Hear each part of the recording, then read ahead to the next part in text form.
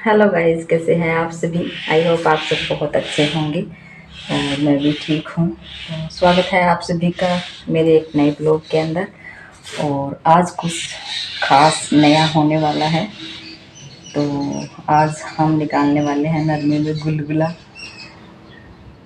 कौन कौन गुलगुला जानता है मुझे कमेंट करके बताइएगा, क्योंकि नरमे के जब फुल्ली आ जाती है ना, तो हमारे यहाँ पे रिवाज है कि गुलगुले निकाले जाते हैं उसके अंदर। नरमे में निकाले जाते हैं, लेकिन हम नरमे से बाहर निकालेंगे क्योंकि गर्मी बहुत है और धूप भी बहुत है।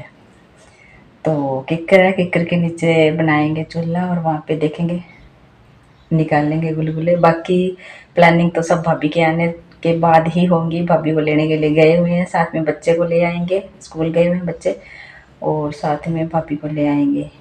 तो आप सभी बने रहना मेरे ब्लॉग में, कैसे हम गुलगुला पार्टी करते हैं, गुलगुले निकालते हैं। तो गुड़ मैंने भिगो लिया है, सुबह भिगो दिया था कुछ तो, और कुछ अभी पूरा भीगा नहीं है। तो मैं उसको उबाल लूँगी जिससे कि पूरा का पूरा गुड़ गल जाए, और भाभी के आने के बाद हम बनाएंगे। तो मैं देखूँगी, हो सका तो शूट करूँगी। और गुड़ भिगो लिया, आपको दिखाती हूँ गुड़। चलिए।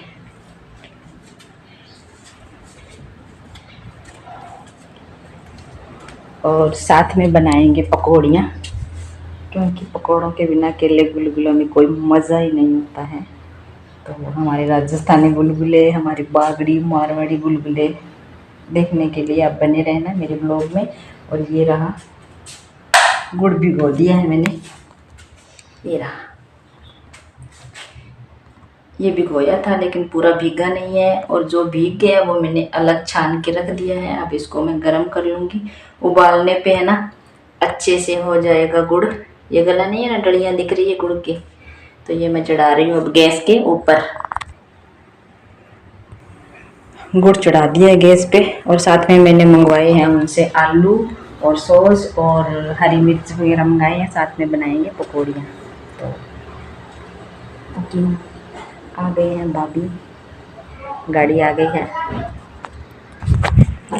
देखते हैं कौन कौन आया है।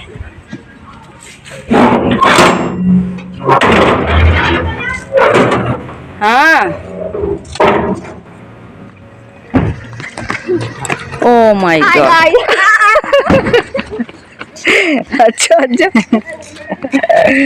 क्यों? ठीक है, मिला तेरे से। ठीक है, क्या बना? पकोड़े बना लो। पकोड़े बनाने। मैं तो गुलगुला बनाने की सोचा। मंठा है तो तू तो गुलगुला कोट करे को नहीं।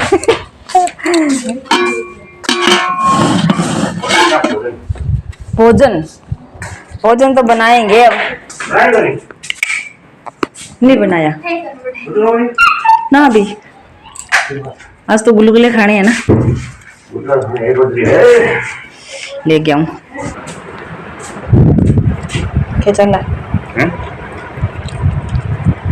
सेंचुरी है। चोर चोर ठोक लो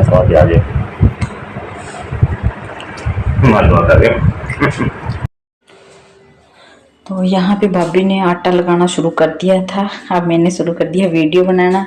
और भाभी ने आटे के अंदर डाला है अजवाइन, सौंफ और मीठा सोडा।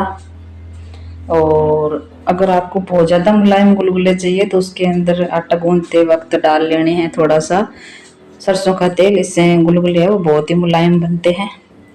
तो पहले भाभी ने मीठे गुलगुले निकाले हैं ये। तो भाभी घर से कढ़ाई ले आए थे, मेरे पास छोटी है स्टील की कढ़ाई, उसमें फिर बनते नहीं, ज़्यादा बनाए हैं तो पास में रख लिया बाल्टी, क्योंकि बाल्टी में डालने से गुलगुले ठंडे नहीं हो गए जल्दी से।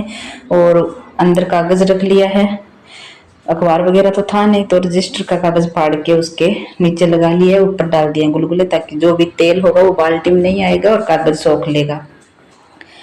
तो भाभी है वो बढ़िया से तल रही है गुलगुलों को, आप देख सकते हैं लगातार चला चला के, ताकि चारों ओर से गुलगुले अच्छे से पक जाए।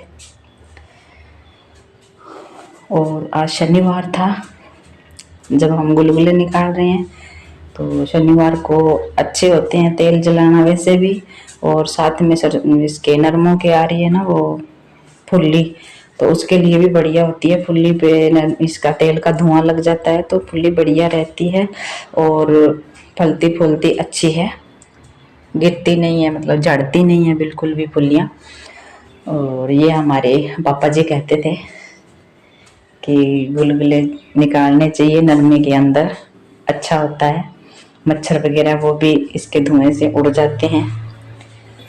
तो भाई नरमे के अंदर गुलगुले निकालना तो पॉसिबल नहीं हुआ था क्योंकि इतनी बरसात आई, हमने चूल्हा वगैरह तो बना लिया था, वहाँ पे लकड़ियाँ वगैरह लेके गए थे, जैसे आग जलाने लगे तो काली घटा आ गई बहुत ज़्यादा। तो फिर हम वहाँ पे आग जलाई नहीं, फिर हमने हमारा सारा सिस्टम है वो यहीं बरामदे में ही रख लिया। बारिश इधर भी आ रही थी, हमने चारपाई खड़ी करके और वैसे उसको बरसात को रोका था क्योंकि बौछार आ जाती है बरामदे के अंदर तक। और यहाँ पे मैं भी जो है पकोड़ों का घोल है वो तैयार कर रही थी बेसन डाल के। और पकोड़े में डाला है प्याज, हरी मिर्च और आलू, ये सब्जियां तो साक्षी ने काट दी थी।